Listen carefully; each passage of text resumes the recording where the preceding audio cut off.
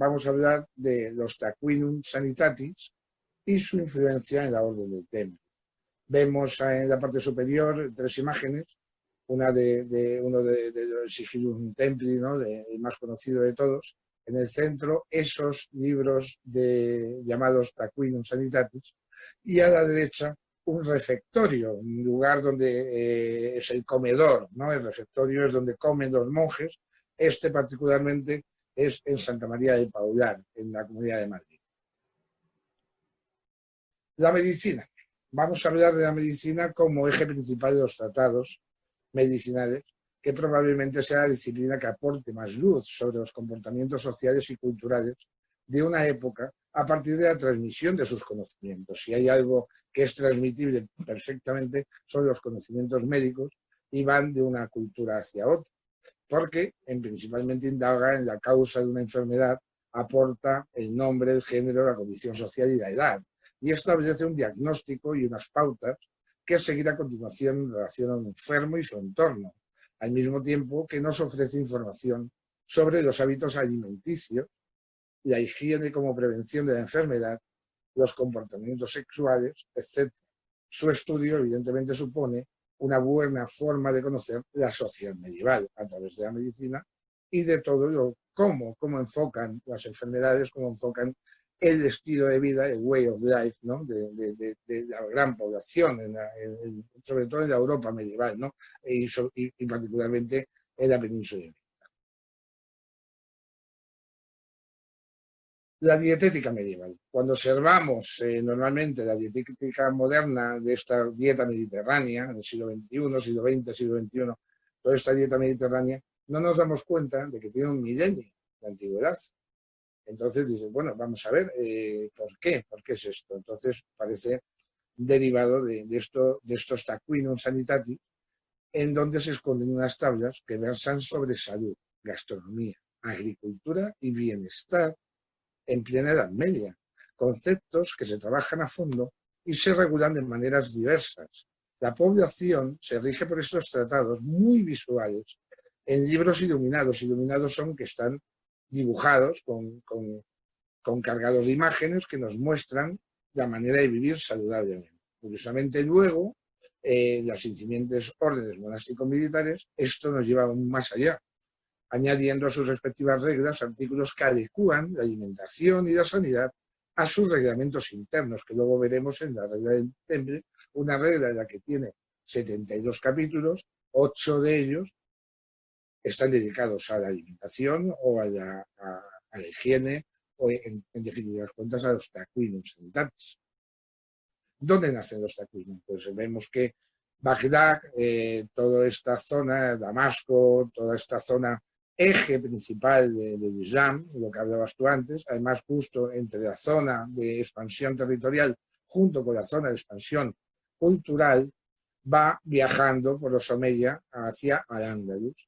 Y a partir de Al-Ándalus al-Garb, se expansiona por el resto de la Europa cristiana y tiene muchísima aceptación. Es más, en Italia hoy en día cualquier manual de bolsillo se llama Tarquinio, por lo cual es algo que siempre han manejado y tuvo muchísima popularidad en esa época, ¿no? Los orígenes son orientales. El principal creador de estos tratados se llama Ibn Butlan, es un médico de Bagdad, nacido en el 1030, en pleno meollo de esa fusión cultural, que crea ese libro que se llama Taqwin al-Sinat, que traduciéndose sería el mantenimiento de la salud. Aun proveniente de una familia sufí, este médico, curiosamente, es cristiano, profesor en nestorianismo, una doctrina teológica que sostiene varias enseñanzas distintivas en los campos de la cristología y de la mariología. Se opone al concepto de unión hipostática y enfatiza que las dos naturalezas, humana y divina, de Jesucristo fueron unidas por voluntad en lugar de naturaleza. Esto es un cristianismo muy primitivo y que este médico profesa porque cree que es el camino para unir esa mística donde se une la religión y que además es la base para que se pueda expandir ese conocimiento a través de la cristiandad. Él empieza a dar consejos de vida sana, ahora están muy de moda. Y bueno, Sonia, evidentemente, hablaremos también de la genómica, de esa medicina genómica que ella también es experta. Y bueno, y luego lo trataremos un poco en consultas y prepararemos un pequeño diálogo, pues una puesta en común, que empezamos a ver cosas que parecen muy modernas, ¿no? Cuestiones básicas de higiene. Hoy lo estamos viendo a día con el coronavirus, ¿no? Y insisten en la higiene, es el foco principal de prevención ante el virus, ¿no? Dietética y aplicación de ejercicio en el día a día. Estamos hablando de ejercicio, o sea, no solamente el ejercicio por el trabajo, sino el ejercicio por el ejercicio para cuidarse uno. Y el equilibrio de la alimentación conjugando los nutrientes, que es importantísimo. O sea, como cualquier dieta que cuando nosotros, Luis y yo, que estamos algo más gordos, deberíamos acontecer de vez en cuando, ¿no? Por lo cual, realmente lo que estamos viendo es una prevención de la salud mediante la higiene y la ingesta de alimentos. Es curiosísimo.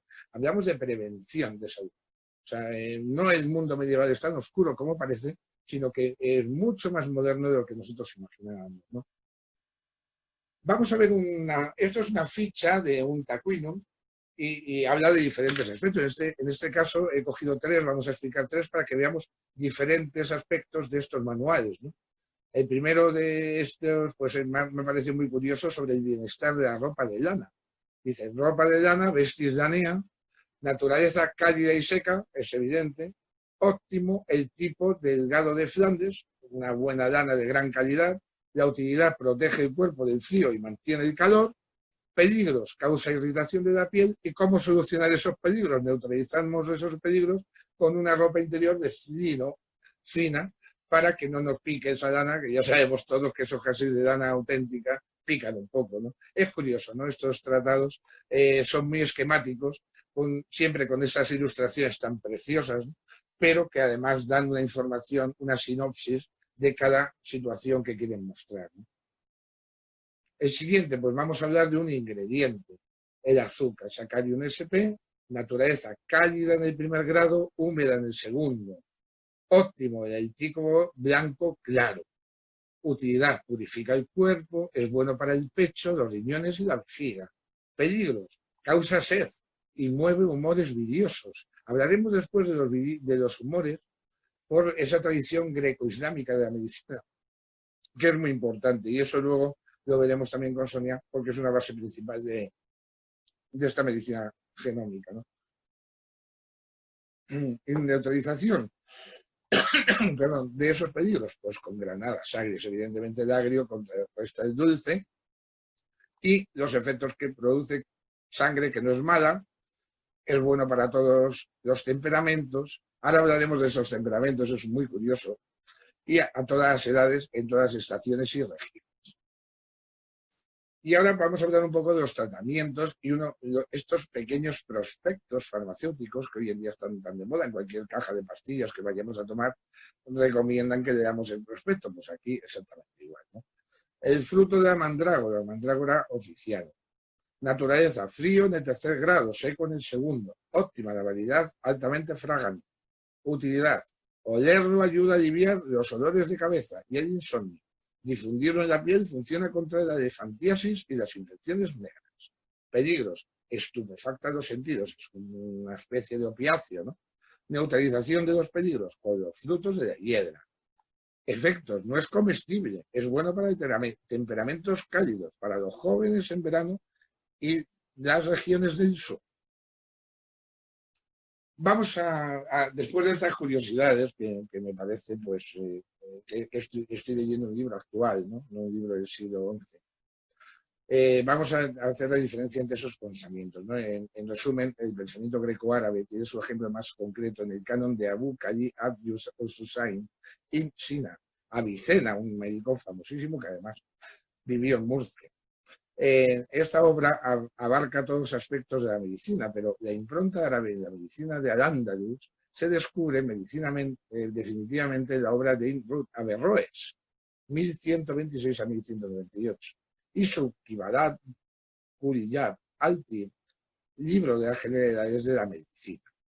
Si bien la Iglesia cristiana desempeñó un importante papel en el desarrollo inicial de la medicina, también en su intención por frenar prácticas curativas paganas paralizó avances como los de la cirugía, la cual quedó totalmente prohibida.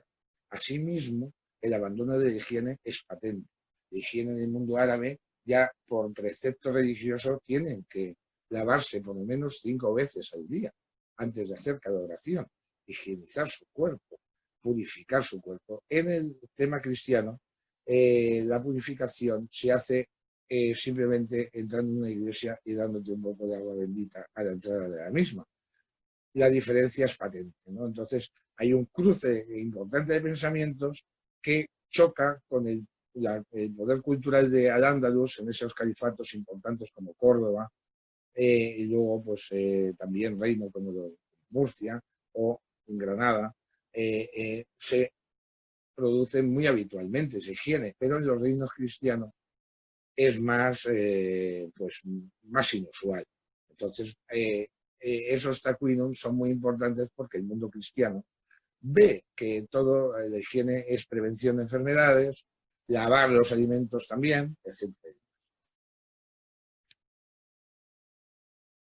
Vamos a hablar ahora de estas tablas. Realmente está esquematizado como tablas y vamos a ver lo que un poco explicar lo que contiene cada una de estas tablas, ¿no? Los taquinum sanitatis pues hablan de alimentos, hablan de ejercicio, hablan sobre las dolencias y sus tratamientos, sobre todo de higiene, hablan también del sueño, de la vigilia, del sueño, de cómo dormimos, hablan también de los estados de ánimo, o sea, por lo cual están también tratando otro tipo de medicina, que es la psiquiatría, o sea, depende cómo estemos de ánimo, nos puede encajar más un producto u otro, ¿no? Y también hay curas para esos ánimos.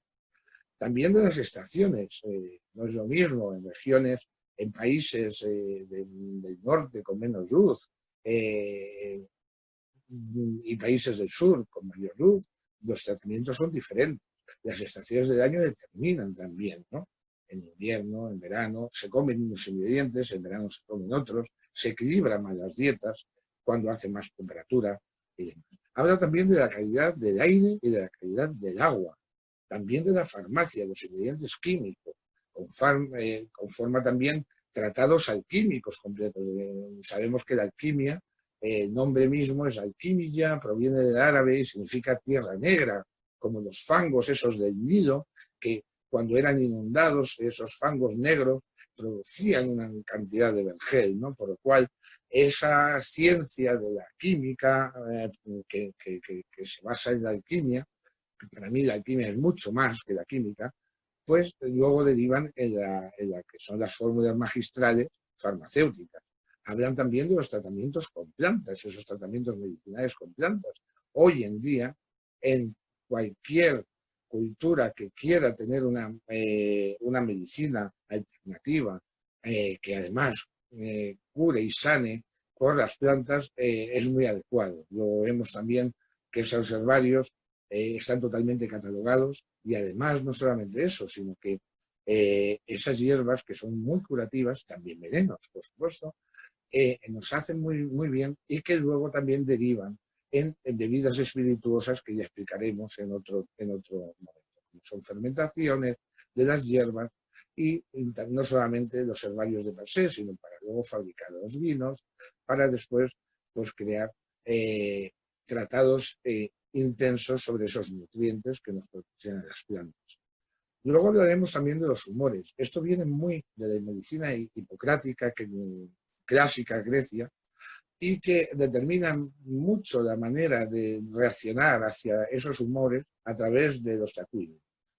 Hablaremos del ingrediente como base principal de la alimentación. Hablaremos de las curas y de las plagas. Entonces, como vemos, los contenidos de estas tablas son maravillosos, o sea, son totalmente abiertos, no olvidan ningún detalle y la verdad que son muy completos. Esa influencia griega de los humores, que ahí los vemos en esa imagen de los 4 humores hipocráticos, los taquinum hacen referencia a uno de los principios básicos de la medicina medieval. Esto es el estudio de los 4 humores, de los que está compuesto el cuerpo humano. Hablan de la sangre, de la flema, de la bilis amarilla y de la bilis negra. La teoría de los 4 humores o líquidos corporales procede de la filosofía griega y supone un intento de relacionar todo con las leyes universales. No se nos olvide esta palabra, leyes universales, gran tradición. De este modo, con frecuencia, los humores están relacionados con las estaciones, con el calor, el frío, lo seco y lo húmedo, con los signos zodiacales, en grupos de 3, o con las 4 edades de la humanidad, la infancia, la adolescencia, la edad adulta y la vejez.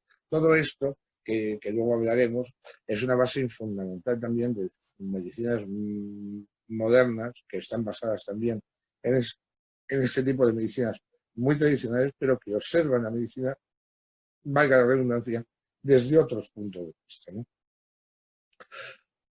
Base de la medicina es el diagnóstico. Si sabemos lo que le pasa a una persona, podemos curar.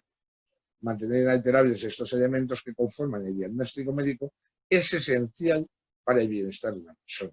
Según Imbutran, el creador de estos tratados, las dolencias del ser humano proceden de un desequilibrio producido en alguno de estos elementos, como hemos hablado anteriormente, por lo que es necesario vivir acorde a la naturaleza para conservar o recuperar la salud. Para ello son necesarios 6 elementos organizados del siguiente modo, y es muy curioso: la comida y la bebida, el aire y el ambiente, el movimiento y el reposo, el sueño y la vigilia, las secreciones y excreciones de los humores y las afecciones de ánimo. Como veis, el ánimo, el movimiento, el reposo, el dormir bien, el respirar un buen aire, una buena comida y una buena bebida equilibradas, junto con todo esto. Es muy importante estos 6 grupos para elaborar un buen diagnóstico.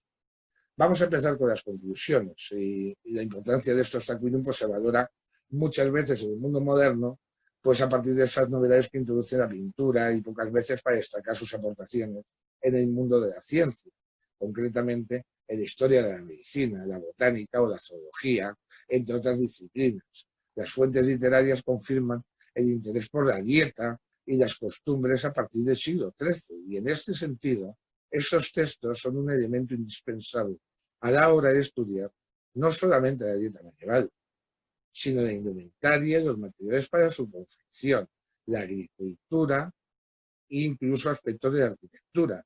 Es decir, esta guía de la salud es una muestra visual y textual de cómo entendían los propios hombres su cultura y su cotidianidad a finales del medievo.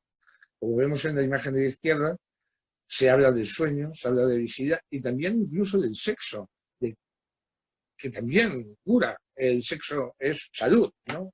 Y en la otra, pues habla de los estados de ánimo, con la imagen de una pareja en plena discusión. No es lo mismo tratar a una persona que cree que se va a morir, que se va a morir, que se va a morir, a psicológicamente decirle, no, mira, tú tienes un tratamiento largo, duro, tal, pero tienes una esperanza y tal. Por lo cual se ataca primero al estado de ánimo para después combatir la enfermedad. Todo esto en el siglo XIII, parece que es muy moderno, pero todo esto es en el siglo XIII. Voy a ir un momento atrás, que me he ido. A ver, perdonadme, porque no domino. Es que me compré una tablet nueva y no controlo bien todo este asunto de compartir pantalla. Tengo el ordenador estropeado, pero enseguida.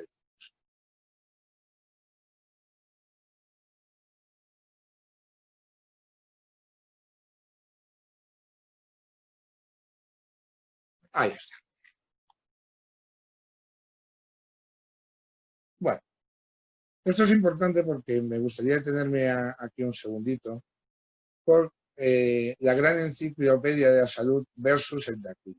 Yo me acuerdo cuando era pequeño, en mi casa y en muchas casas de mis amigos, había un librito, un libro que se llamaba eso, la gran enciclopedia de la salud en el siglo XX.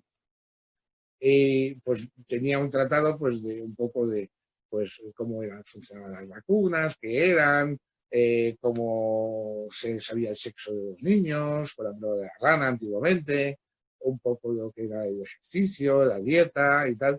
de una manera muy visual y muy, pues, muy sintética, ¿no? No era un libro avanzado, pero sí te daba unas nociones, más o menos, pues para andar por casa y tener una noción, pues, de tu modo de vida, de tu día a día, ¿no?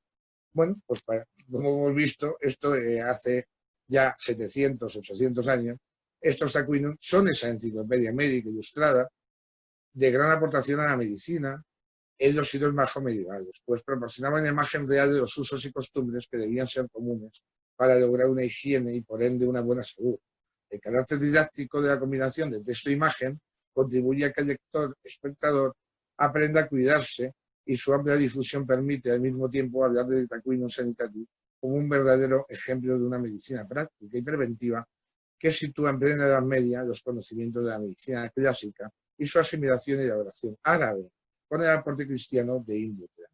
¿Qué significa esto? Que produce una gran explosión, pero claro, en el mundo medieval los libros eran algo muy caro, solamente las familias nobles podían poseer alguno.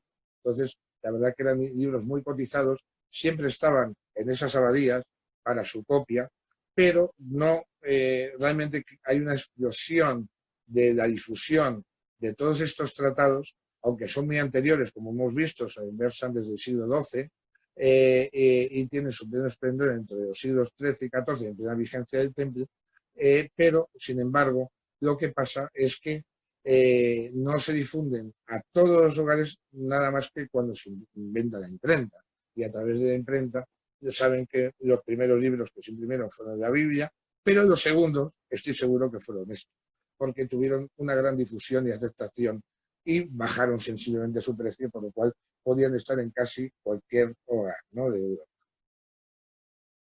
Bueno, entonces vamos a influenciar los Taquinum en la Orden del Templo y vamos a ver que en la plena, que lo que hablaba anteriormente, ¿no?, en la plena expansión y de era de copistas monacales, esta serie de libros son comúnmente duplicados con excelente demanda.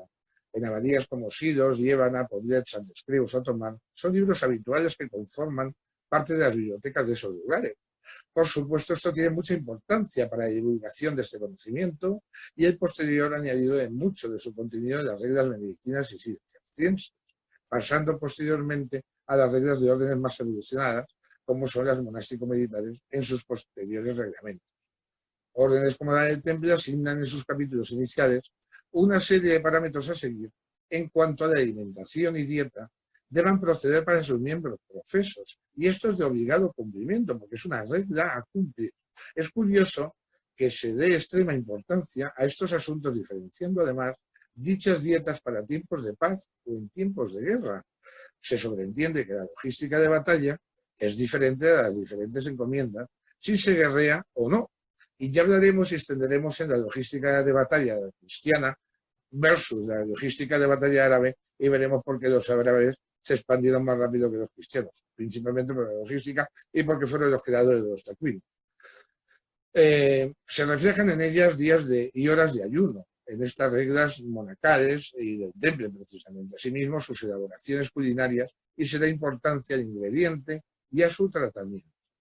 Se incluyen hasta métodos de elaboración y recetarios avanzados que luego sirven de referencia en los refectorios, incluso cómo se debe comer, en qué orden se sirven los platos, los diezmos adecuados para los indigentes que se acercan a los monasterios, también convertidos en una especie de comedores sociales primigenios que abastecen y nutren también a los pobres.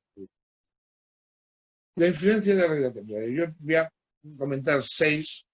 En el número 8 de la regla de la Orden del Temple, habla de la comida en el refectorio. Creemos que comeréis en refectorio cuando alguna cosa os faltare y tuvieses necesidad de ella, si no pudieras pedir reposo, señora, pedir silenciosamente. Y así siempre que se pida algo, estando en la mesa, ha de ser con humildad y rendimiento, como dice el apóstol. Come tu pan con silencio. Y el salmista os debe animar diciendo: puse a mi boca custodia o silencio, que quiere decir, deliberé no hablar y guardé mi boca por no hablar mal. Del comer carne en la semana, o sea, específicamente la regla 10 habla de la carne en la dieta de los templarios. En la semana, si no es día de Pascua, de Navidad, Resurrección o festividad de Nuestra Señora o de Todos los Santos, basta comerla 3 veces o días en ella. O sea, estamos diciendo que los templarios comían carne 3 veces por semana, señores. La costumbre de comerla, se entiende, es corrupción de los cuerpos. Si el martes fuera de ayuno, el miércoles os dará comida más abundante. En el domingo, así a los caballeros como a los capellanes, se les dé 2 platos de honra de la Santa Resurrección. Los demás sirvientes se contentarán con uno y den gracias a Dios. Curioso también cómo redactan la regla, que es muy curioso, ¿no? Y de cómo deben comer los caballeros. Inmediatamente después, en la regla número 11, conviene en general coman de 2 en 2 para que con cuidado se provean unos a los otros y no se introduzca entre ellos la esperanza de vida y la abstinencia en todo. Y juzgamos justo que a cada uno de dichos caballeros se les den iguales porciones de vino. ¿Qué significa esto? Que se vigilan mutuamente para que equilibren la dieta. Se les da la misma cantidad y la dividen ellos entre los dos. Y eso es bueno porque comen equilibradamente. Es una dieta, para mí es una regla muy trascendental también del equilibrio dentro de la regla, para que el caballero no esté gordo ni esté delgado, sino que esté en sus gustos. Seguimos en la regla número 12, que los demás días basta darle 2 o 3 platos de legumbres, lo cual está marcando una dieta totalmente ordenada en los platos, en la semana, regulando perfectamente cómo tiene que comer y en qué manera. Y de cómo comer los viernes, se comerá sin falta de cuaresma toda la congregación por la reverencia debida a la pasión, excepto los enfermos y flacos. Y desde todos los santos hasta Pascua, a excepción del día de nacimiento del Señor, o festividades de Nuestra Señora o apóstoles, alabamos al que no conviene más que una vez en el día. En los restantes de años, si no fuese el día de ayuno, hagan 2 comidas. Por lo cual se promueve también el ayuno, que sabemos que es básico también en el equilibrio de la alimentación y para dar un descanso al cuerpo, ¿no? Y después, en la regla número 15, hablan también de dar el 10º pan, sería al limosnero. De ahí viene la palabra diezmo, ¿no? Una 10ª parte de lo que se coma. Aquí, aunque hablan del pan, hablan un poco de las raciones de comida, que si preparan para 10, comen 9 y lo demás va para los pobres indigentes que también tienen derecho a alimentarse. Evidentemente esta regla, la regla de Temple, se solía modificar en tiempos de batalla por obvios motivos. Estaba demostrado que al aplicar las enseñanzas de los tacuinos y los miembros de la orden eran más longevos y de cuerpos esbeltos. Creo recordar que Jacques de Molay fue ejecutado, por lo cual de muerte natural hubiese tenido más edad seguramente, a los 74 años de edad. Era algo muy poco común dentro de la sociedad medieval en la que vivía.